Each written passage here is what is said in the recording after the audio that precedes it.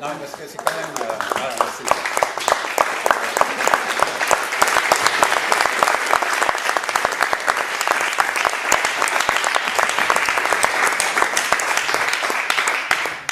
Un jeune collègue et un moins jeune. Donc voilà, un sociologue et puis un moins que rien qui entraîne le baseball et qui surtout a une activité au sein de Brest Insertion Sport qui est intéressante en mobilisant les personnes les plus vulnérables, les plus vulnérabilisées, les ESF, les chômeurs de longue durée, les toxicomanes, etc. par l'activité physique et sportive. Donc là on approche bien la question de la santé en direct. Et donc où il remobilise, il redynamise ces personnels, ces personnes. Et là on a François qui lui a analysé spécifiquement les chômeurs de longue durée dans son travail de thèse, en étant parfois très critique, mais il le dira beaucoup mieux que moi, avec plein de modulations, mais en montrant comment le fait de vouloir redynamiser des populations vulnérabilisées n'était pas sans une idéologie sous-jacente qui pouvait être un peu... potentiellement dangereuse. Donc il le dira bien plus en détail que ça. Merci. Oui, Stéphane, présente-toi. Donc je suis sociologue à l'Université de Rennes en sciences du sport. Et donc je m'intéresse à toutes les pratiques alternatives. Certains d'entre vous le savent puisque je les ai interrogés dans ce cadre-là, d'enquête. Donc tout ce qui est un petit peu hors dehors du cadre m'intéresse. Dès que ça s'institutionnalise un petit peu trop, ça ne m'intéresse plus du tout. Ce qui m'intéresse, c'est ce qui est émergent. C'est en ce sens-là qu'on s'est bien entendu. J'aime bien être dans l'ébullition sociale, hein, pas du tout dans la cristallisation institutionnelle, ça soporifique pour moi. Et le labo auquel tu as parlé. Donc le laboratoire est dirigé par le professeur Dominique Bodin, que certains ici connaissent, qui est un spécialiste du hooliganisme à l'origine. Et donc on travaille tous sur les questions de violence, identité, politique et sport. Donc les politiques sportives, ça m'intéresse beaucoup justement. Et souvent les responsables politiques sont inquiets sur les questions de violence et des répercussions identitaires. Donc c'est notre champ d'action, on est nombreux, hein. On travaille avec Madrid par exemple, avec Arras, avec d'autres laboratoires un peu partout dans le monde, en Europe. C'est adossé bien sûr à une formation universitaire avec des masters spécialisés. Hein. Donc voilà, mais je ne vais pas vous dire ça, ce qui nous intéresse c'est avoir des témoignages de professionnels et d'analyse de ces actions politiques et professionnelles. Et puis de voir éventuellement après comment ces pratiques peuvent trouver la traduction dans le travail qu'on est en train de par exemple, sur Pasteur et sur Avignon. Voilà. Sur ces deux lieux, par exemple, il y a d'autres collègues qui ne sont pas là malheureusement, mais qui étaient conviés, qui sont des spécialistes de l'économie sportive à l'extérieur, à outdoor, et donc qui pourraient tout à fait travailler sur les formes, les modalités de tourisme sportif qui pourraient se développer à Avignon ou d'activités alternatives dans le centre de ville, parce qu'on a des thèses qui ont été soutenues sur les pratiques alternatives, hein, comme le parcours dont on a parlé hier, mais il y a des versions beaucoup plus crades. Hein, par exemple, la spéléologie urbaine, hein, c'est moins propre de se balader dans les égouts que d'être tout béton. Voilà. Donc, dans notre laboratoire, on a une vraie dynamique autour de ces questions d'intégration de toutes ces formes plus ou moins émergentes d'activités physiques et sportives. Je veux bien commencer. Alors, comme l'a dit Stéphane, je parais souvent un peu critique dans un premier temps. Mais en fait, la critique n'est pas brutale et au premier degré. C'est-à-dire que ce que j'essaie de faire, du moins ce que j'essaie d'analyser, c'est comment le sport peut participer à la construction d'une société, c'est la grande question de la sociologie, et à ce qu'elle contient de violence envers les individus aussi. Donc il ne s'agit pas d'une critique de l'usage du sport par des professionnels dans une version un peu sociale. Il s'agit ni d'une critique préventive, mais plutôt de dévoiler ce que le sport, au-delà des représentations, peut contenir de violence, même lorsqu'il est proposé de façon complètement bienveillante à des individus. Donc voilà, je rectifie un peu, ou du moins je nuance ce qu'a dit Stéphane, parce que la critique n'est pas complètement brutale et au premier degré. Et pour terminer sur cette parenthèse préventive, moi j'ai participé à des stages de sport pour des chômeurs qui sont en situation de bénéficier des minima sociaux. J'ai participé à ces stages pour à la fois les observer et procéder à ce qu'on appelle de l'observation participante en sociologie.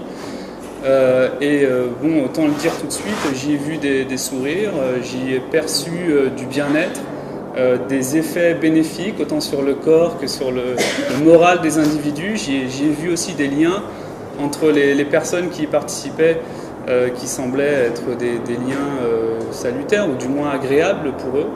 Donc il ne s'agit pas d'une critique du sport pour la simple critique, quoi.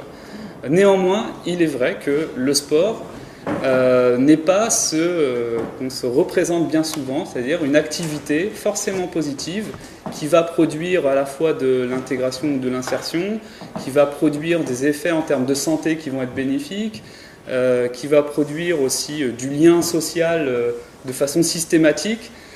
Évidemment, le sport, c'est, disons, une composante de notre culture qui peut devenir aussi le support de tricherie, de surentraînement qui entraîne des difficultés, parfois la mort, c'est aussi du dopage, c'est aussi de l'exclusion, voilà, c'est aussi tous ces mots et ces phénomènes qui sont réels, qui font partie de la société dans l'ensemble, mais aussi du sport, quoi. Moi, concrètement, j'ai travaillé sur des dispositifs très précis, qui ne sont pas tout à fait ceux sur lesquels Erwan travaille, mais qui sont des dispositifs de politique publique, donc financés par des conseils généraux et qui s'adressent à des individus donc, qui sont au chômage de longue durée, qui, arrivant en fin de droit, bénéficient des minima sociaux. Et donc, tout simplement, les politiques publiques leur proposent de suivre des stages de sport pour se réinsérer professionnellement. Donc, a priori, on a comme ça une démarche politique plutôt bienveillante et on pourrait se dire qu'il s'agit simplement de rendre accessible une pratique qui est si généralisée que, il serait logique que chacun puisse y accéder, même ces individus-là. On pourrait penser que la logique s'arrête ici. Moi, j'ai essayé de dépasser cet a priori en me disant que, en choisissant le sport et en choisissant une certaine forme de sport, il y avait forcément une idéologie, ou du moins des valeurs, des intentions politiques moins manifestes, plus sous-jacentes. Et c'est celle-ci que j'ai essayé de dévoiler, de révéler.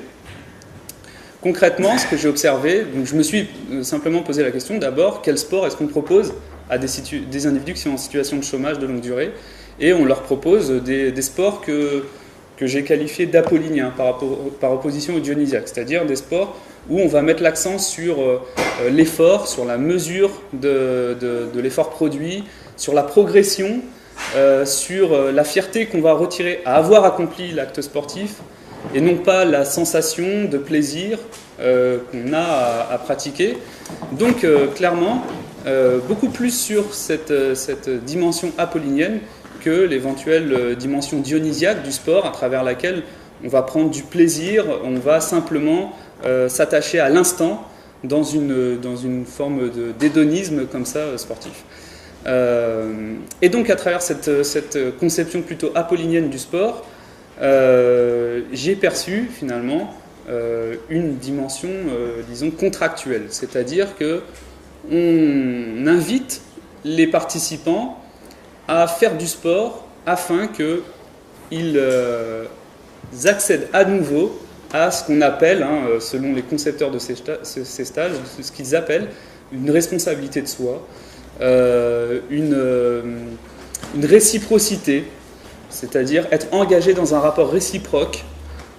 Et donc, très clairement, l'idée sous-jacente derrière, la conception de l'individu auquel on s'adresse, c'est l'idée que il faut que ces individus qui sont en situation de chômage de longue durée accèdent donc à une nouvelle responsabilité de soi qui, par conséquent, par déduction, n'existerait plus. Autrement dit, on a derrière cette proposition de pratique sportive déjà une conception de l'individu auquel on s'adresse, selon laquelle il ne serait plus responsable de lui-même, et donc il devrait réaccéder à une sorte de norme, finalement, qui est cette responsabilité de soi, ou l'autonomie, tout simplement. Très concrètement, la façon dont ça se passe, c'est que les individus qui sont dans cette situation-là, qui bénéficient des minima sociaux, signent ce qu'on appelle, j'essaie de faire rapide, des contrats.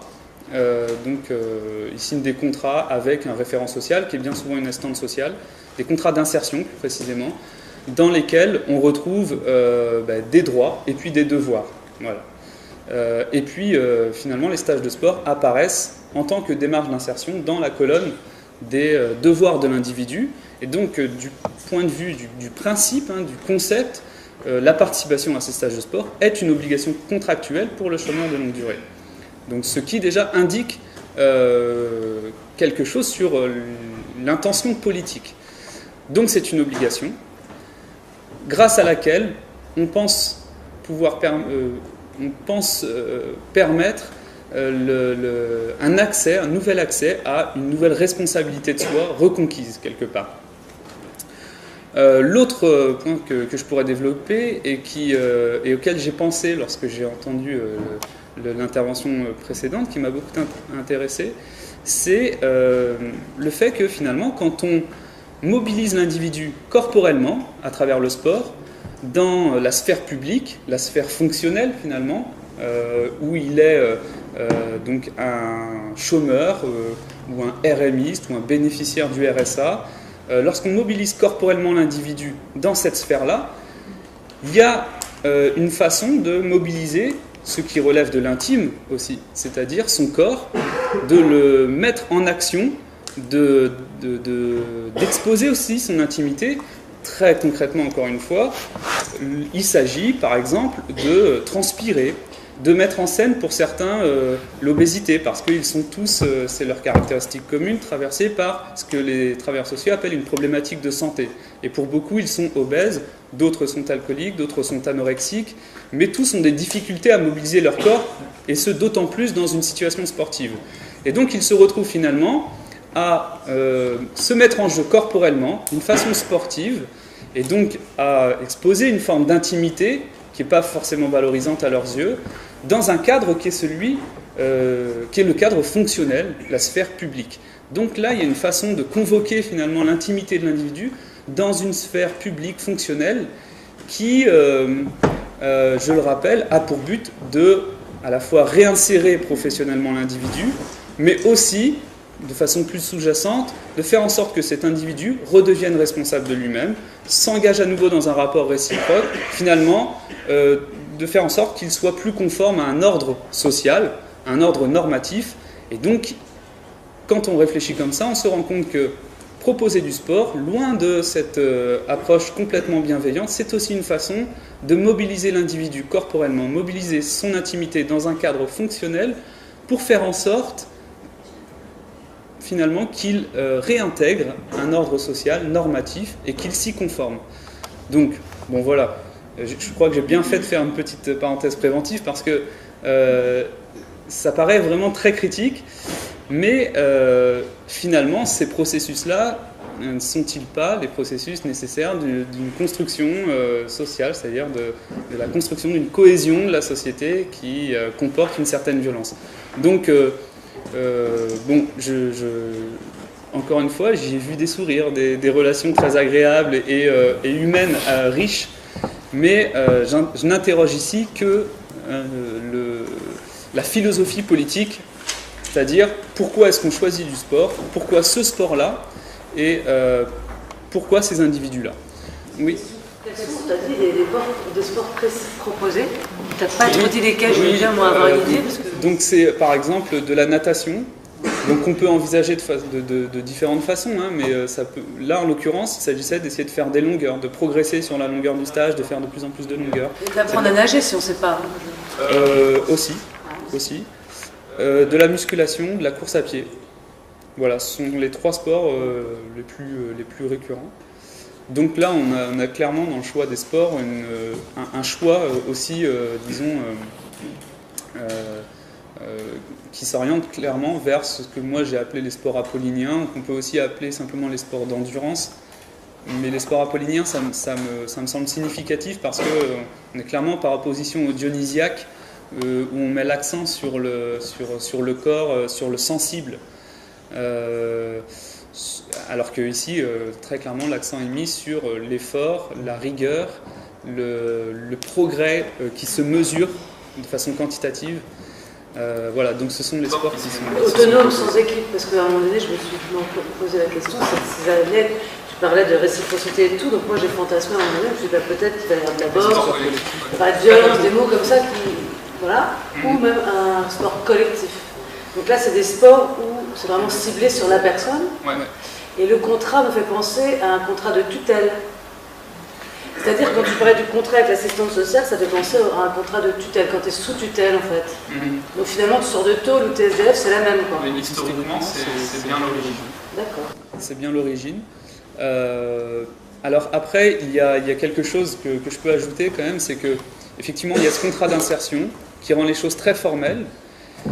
Et puis d'un côté, même si ce sont les conseils généraux, donc des politiques publiques qui financent, même si tout ça est encadré de façon très formelle, de façon très fonctionnelle, la façon dont ça se passe est beaucoup plus informelle. C'est-à-dire que c'est pris en charge par des associations qui organisent donc, les stages.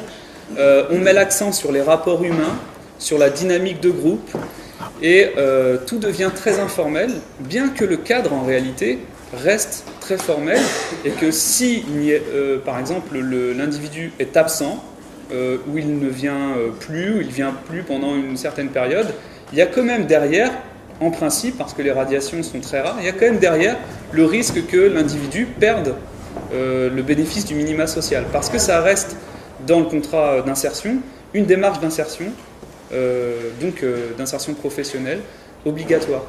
Donc il y a ce paradoxe, mais en réalité qui s'explique très bien. C'est-à-dire si on retient mon hypothèse d'une, pour employer un gros mot, d'une disciplinarisation des corps et des âmes, pour reprendre, on en discutait tout à l'heure, un terme de Foucaldien, de Michel Foucault,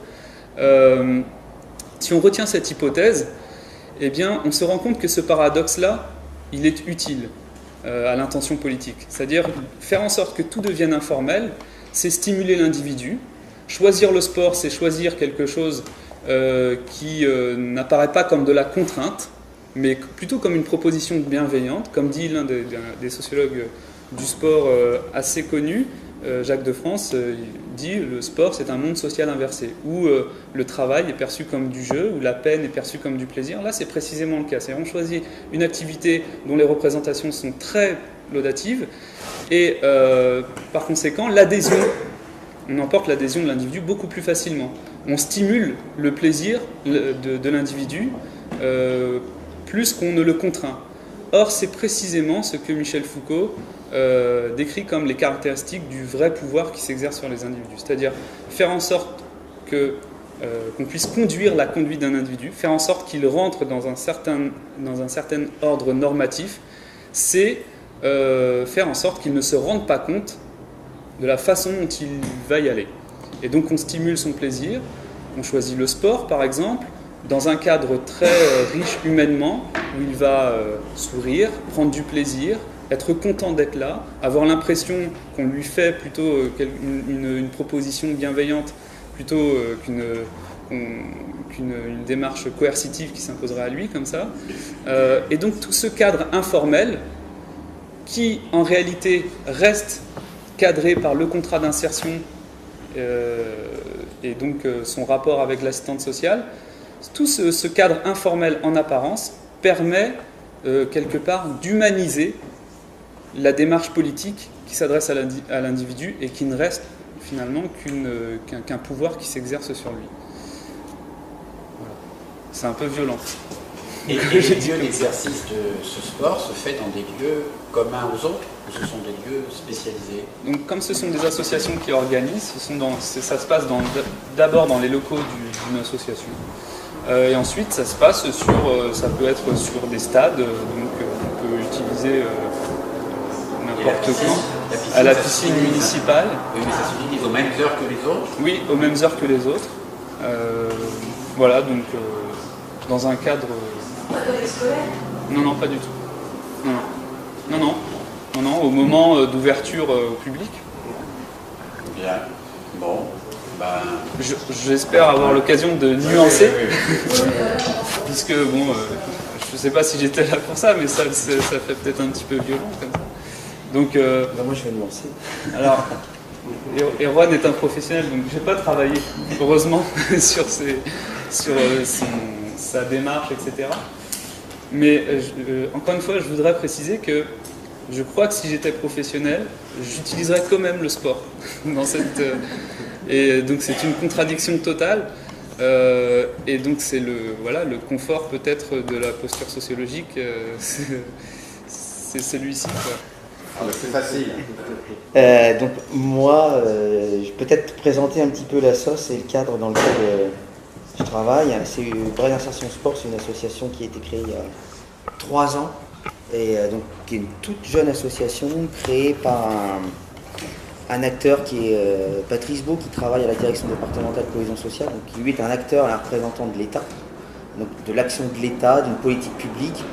Et donc c'est important de le situer, puisque je pense que ce que décrit François, effectivement dans l'acte sportif, il y a 2 choses qui vont motiver. C'est une, l'intention pédagogique portée par les acteurs.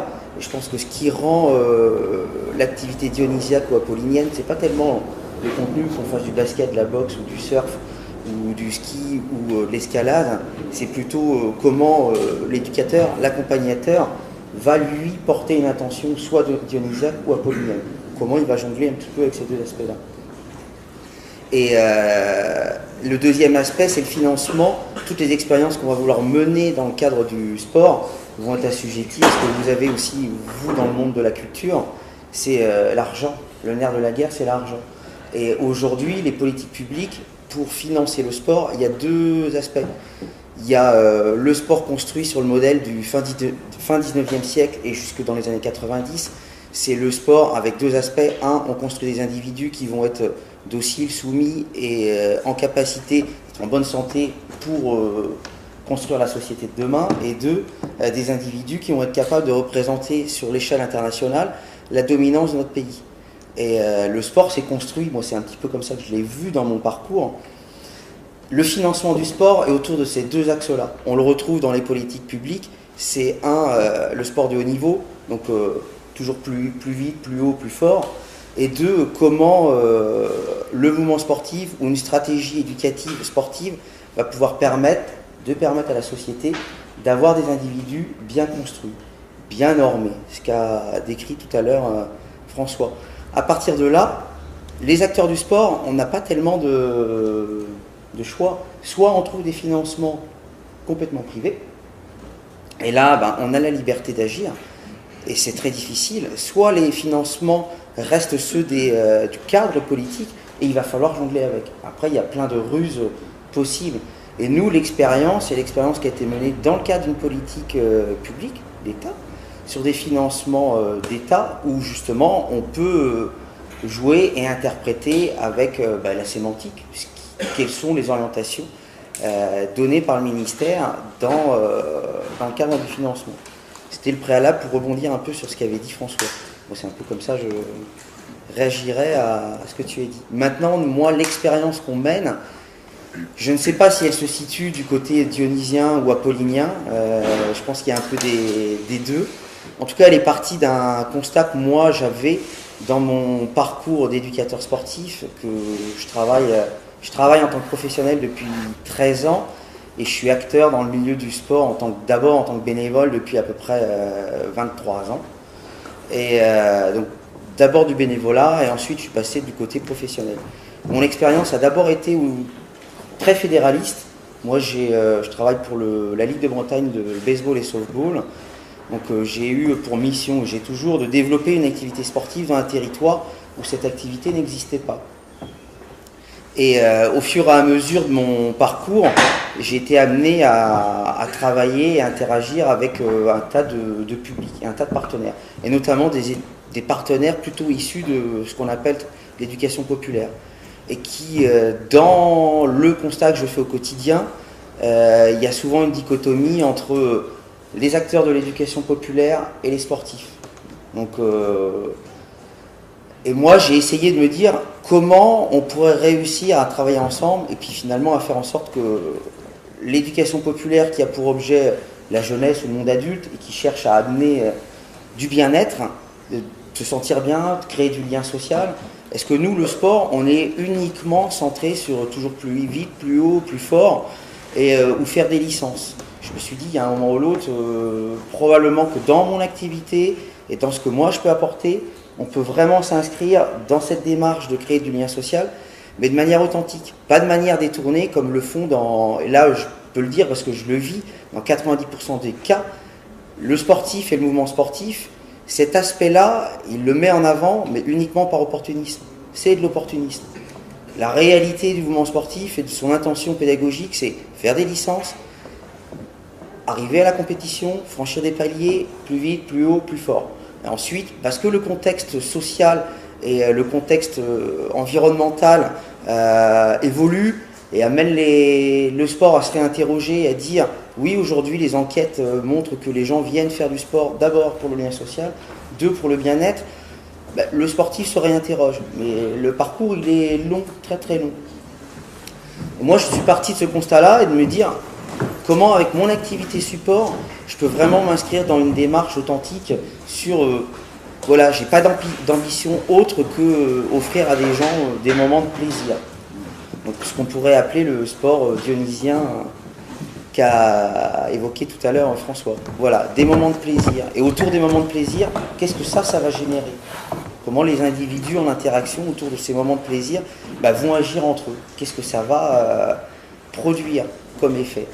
Et à partir de là, avec la personne dont je vous ai parlé tout à l'heure, moi je menais des petites expériences de mon côté, et l'idée est apparue de créer une structure associative qui permettrait d'expérimenter, de créer une sorte de laboratoire d'action, d'insertion par le sport. Insertion au sens large.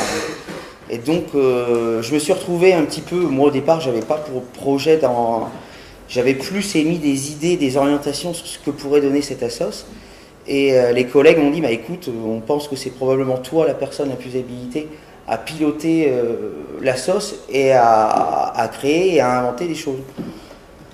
Je dis pourquoi pas, sachant que j'ai toujours un autre métier au sein du comité de baseball. Et puis vous le verrez, parce que c'est toujours un peu paradoxal dans mon parcours. Et dans mon parcours avec le baseball, au fur et à mesure du temps, j'ai aussi franchi des étapes qui m'ont permis d'arriver à coacher, à entraîner l'équipe de France des moins de 15 ans. Donc à être sur le pendant du haut niveau. Donc à aller faire des déplacements sur des compétitions internationales, à voir comment le baseball est organisé au Japon, aux États-Unis, au Canada, en Amérique latine, là où c'est un sport dominant. Et en même temps à être sur cet aspect sport pour tous, sport créateur de liens sociaux. Bien-être, je ne sais pas, je ne suis pas moi en capacité de donner du bien-être aux gens, c'est les gens qui s'approprient ce qu'ils peuvent au travers des situations vécues. Et voilà, le parcours s'est construit comme ça. Et au départ, cette association, on a utilisé une expérience qui aujourd'hui s'est réitérée plusieurs fois, qui est devenue l'expérience un petit peu phare de la sauce, mais qui est loin de résumer ce qu'on fait. Ça a été un premier séjour où j'ai rencontré le directeur du restaurant social qui est sur Clonay, qui lui fait de l'accueil de jour pour le public en errance. Public en errance, ça ne veut pas dire forcément SDF. Dans la notion de public en errance, c'est de la grande précarité. Donc on peut avoir des gens qui ont un logement, mais un logement depuis 2 mois, depuis 3 mois, ou qui dans 6 mois seront à nouveau à la rue parce que toutes les contraintes et la complexité que ça implique de s'intégrer dans un logement qu'on va vous donner alors qu'on n'en avait plus depuis 5 ans, et où aujourd'hui les politiques mettent en place des politiques d'accompagnement de guichet, mais pas, c'est essentiellement on fait du guichet, on répond à une commande sociale sans forcément être derrière l'accompagnement des individus. Et la rencontre avec le directeur du restaurant social, dans un cadre complètement informel, au cours d'une soirée, à discuter de ce que lui faisait, de ce que moi je faisais. Et je lui ai dit, est-ce que ça t'intéresserait qu'on emmène une partie de tes usagers en séjour? On va les emmener, je peux organiser un séjour de vacances, ni plus ni moins. Prendre du plaisir, tout simplement, être ensemble.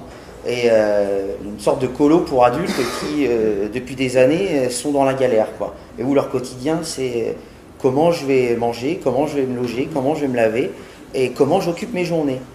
Et du coup, comment j'occupe mes journées, le constat c'est souvent je picole, ou je m'injecte au Subutex, ou je me bastonne.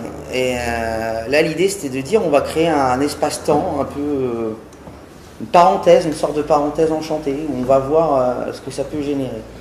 Et lui a dit ok, ça lui semblait, puisqu'il avait l'habitude de travailler plutôt avec le pendant culturel, puisque c'était plutôt les habitudes de travailler avec des acteurs du monde artistique ou de la culture, mais pas le sport, puisque le sport nécessite d'avoir déjà un corps prêt à s'entraîner. Les représentations du monde du sport faisaient que pour lui, c'était pas le média vers lequel il avait pensé aller pour travailler avec son public. Puis il a relevé le défi, le temps de mettre en place un petit peu le projet et de trouver le financement, parce qu'effectivement, il faut financer. Et on est parti. On est parti avec un premier groupe de 4 hommes et 2 femmes, donc c'était un tout petit groupe. Et ça s'est très très bien passé. Avec des résultats que moi j'attendais pas, puisque j'avais pas d'autre intention que de créer cette sorte de parenthèse enchantée, et puis de voir ce que ça allait générer.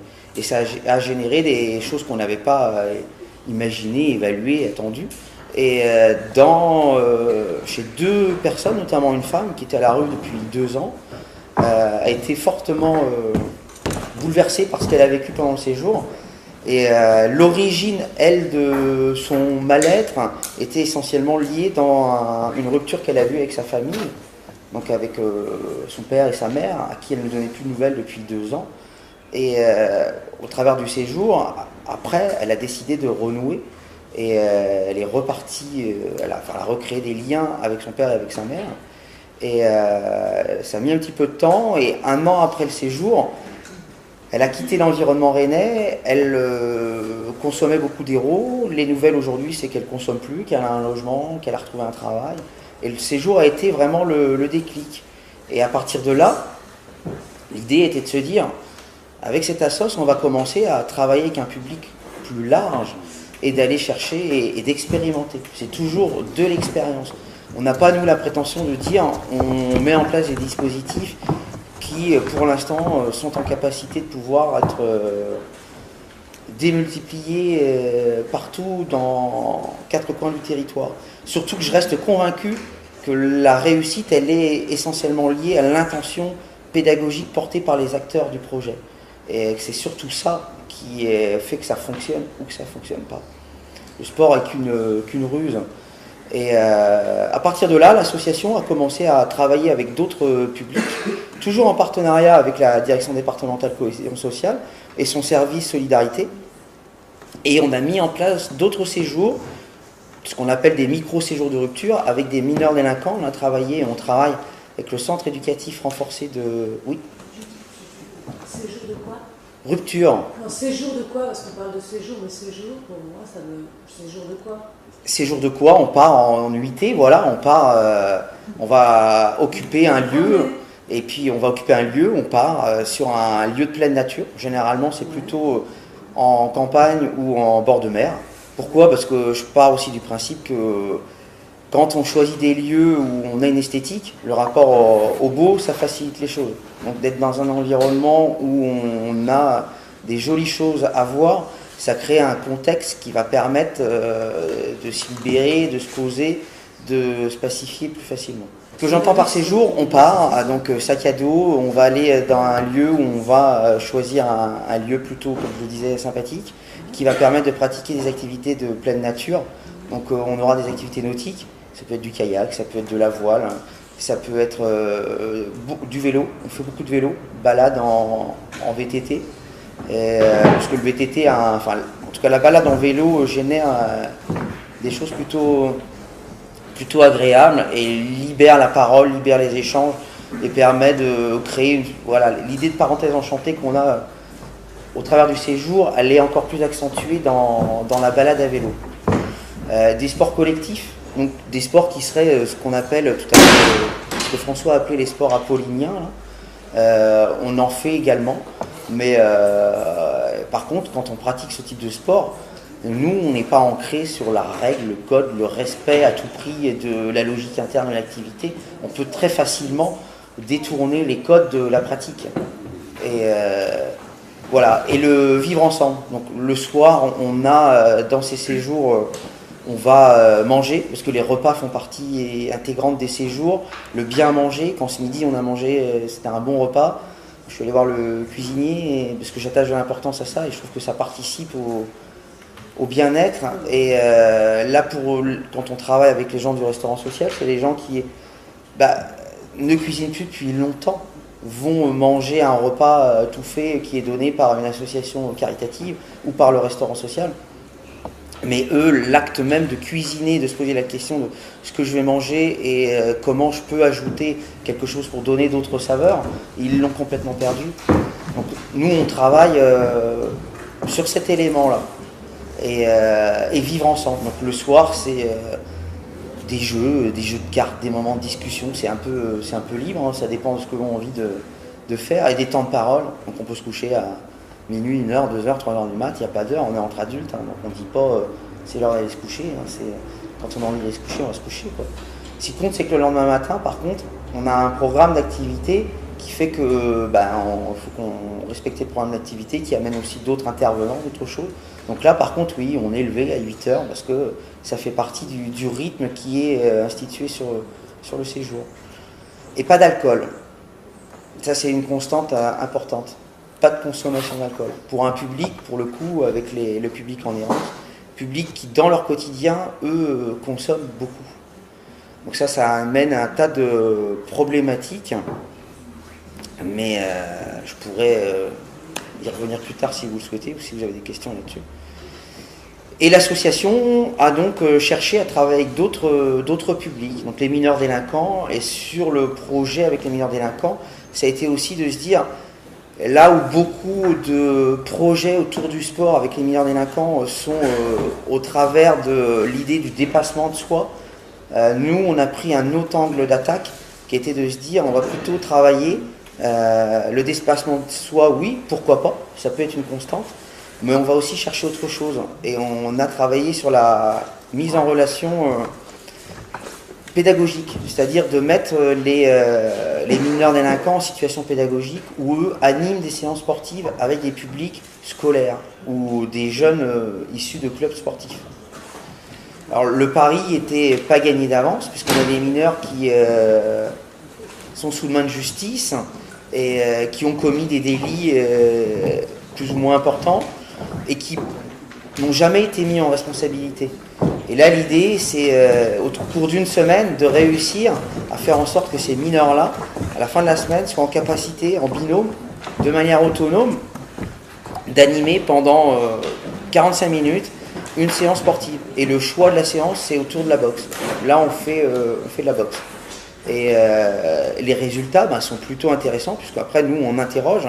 L'idée, c'est de le faire là-dessus, contrairement à ce qu'expliquait François tout à l'heure, sur les projets menés en termes d'accompagnement social avec le sport, où on avait souvent une sorte de ruse pédagogique, où on amenait les gens à pas forcément être en conscience et à les remettre dans un circuit normatif sans qu'ils s'en rendent compte. Nous, au contraire, on interroge en permanence les acteurs sur la pratique et le sens, c'est-à-dire en permanence de donner du sens. Pourquoi vous êtes là? Qu'est-ce que ça vous apporte?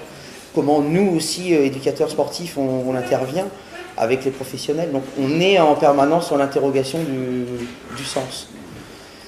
Et on a fait aujourd'hui 7 séjours avec le centre éducatif renforcé et dans une période de restriction budgétaire où eux avaient pour habitude d'avoir régulièrement des séjours, ont dû faire des choix et aujourd'hui on est devenu le séjour numéro 1 pour eux.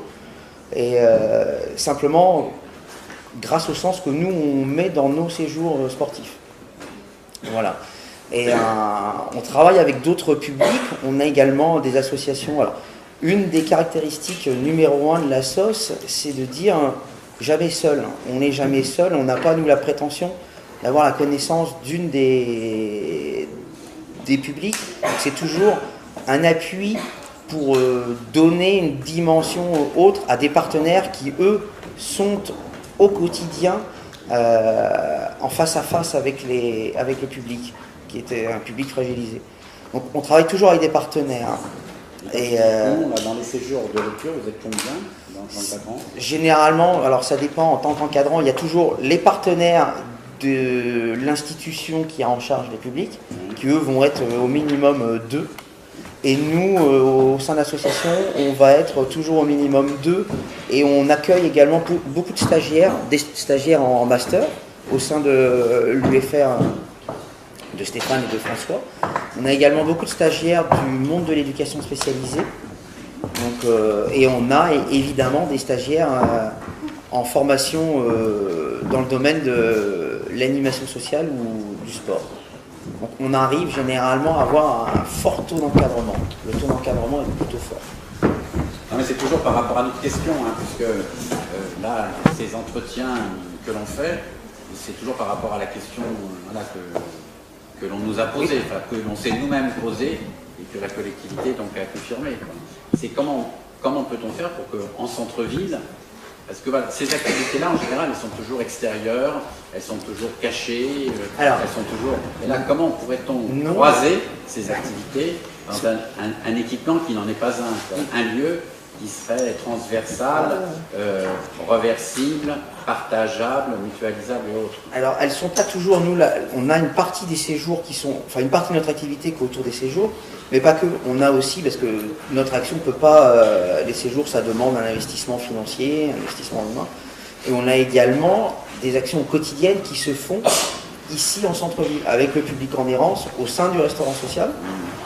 On travaille également avec Puzzle, qui est une structure de la sauvegarde enfance et adultes, et qui, elle, fait de l'accueil aussi pour le public en errance. Et là, l'idée, c'est toute la problématique, c'est comment occuper l'espace public pour permettre de pratiquer ces activités physiques et sportives. Et là, on est confronté à une grosse problématique, c'est qu'aujourd'hui, le contexte normatif pour pratiquer, c'est les équipements de la ville, et les équipements de la ville sont saturés, ou en tout cas, ça rentre dans un cadre spécifique et c'est très compliqué de pouvoir y avoir accès. Soit il faut faire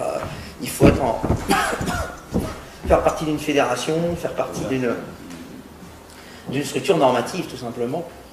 Et or ces espaces-là, les créneaux horaires et le fait de se rendre dans ces espaces-là n'est pas forcément toujours le contexte propre pour pouvoir pratiquer avec le public. Donc nous, ce qu'on fait, c'est qu'on investit les lieux, le restaurant social, on a une petite cour qui est 2 fois plus petite que cet espace-là, et dans cette cour, on va pratiquer, après c'est faire appel aussi à notre inventivité, on est capable de mettre en place du baseball, mais avec 3 fois rien. Donc on va pouvoir mettre du baseball, on va le faire comme peuvent le faire à Cuba, on va jouer avec un manche à balai et 3 fois rien, mais on va...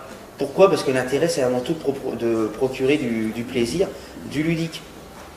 Et pour ça, il suffit simplement de faire appel à la créativité et à l'inventivité. On peut mettre en place du tennis de table. Au sein du restaurant social, on a des tables. Quand le repas est terminé, on nettoie les tables, on monte les filets et puis on pratique. Donc, on va, nous, se réapproprier l'espace et le transformer pour pouvoir mettre en place la pratique. Et là, oui, on pourrait imaginer, mais aujourd'hui, quand vous parliez tout à l'heure d'architecture, sur ce qui existe par exemple dans les quartiers, si on prend des quartiers comme Maurepas, comme Villejean, je pense qu'en termes d'architecture, c'est quand même plutôt difficile. C'est très difficile de se réapproprier les espaces. Aujourd'hui, dans des nouveaux espaces qui se créent sur Borgard, ou ici la Courrouze ou la Prévalais, ça peut être possible. Par contre, est-ce que ce sont des lieux où la population en grande précarité ou en fragilité, est-ce que cette population vit dans ces lieux-là? J'en suis pas sûr. Pourquoi on a fait sur d'autres lieux des exercices justement de convergence sur un endroit qui est un endroit provisoire ou un endroit éphémère, parce que c'est un chantier, parce que quelque chose se construit. Admettons, on a installé sur cet endroit ce qu'on appellerait une base vie ou un restaurant de chantier qui est ouvert aux ouvriers du chantier et qui est ouvert à la population. Donc on a fait d'un endroit apparemment inconciliable, plutôt aux activités inconciliables, un endroit qui pouvait concilier les deux, parce qu'il y avait le caractère magique peut-être de la construction et le caractère éphémère de ce lieu. Ce n'était pas un restaurant social avec une fonction sociale et qui très vite va se paupériser ou éventuellement va se ghettoiser, c'est-à-dire qui va donc être affecté. Comme là l'idée c'est de prendre un lieu qui est un lieu de centre-ville, qui lui-même est en déshérence, puisque c'est aussi un lieu abandonné, c'est-à-dire qu'il est comme certains hommes, ou certaines activités des hommes, il est abandonné. Donc ce lieu perd son activité, et pendant le temps où il a perdu cette activité, il est reconquis momentanément par des activités diverses comme celles que tu décris. C'est pas uniquement comme ça. Comment faire re-rentrer justement des choses qui sont apparemment non rencontrables. À mon avis, de ma propre expérience, il y a deux voies possibles. Et si je prends l'exemple par exemple du restaurant social, qui se trouve à 2 pas d'ici, quand on va au restaurant social, effectivement c'est une population marginale, très défavorisée, et le contexte où les gens viennent là de 8h30 le matin et peuvent y être jusqu'à 13h30, c'est l'entre-soi de la pauvreté.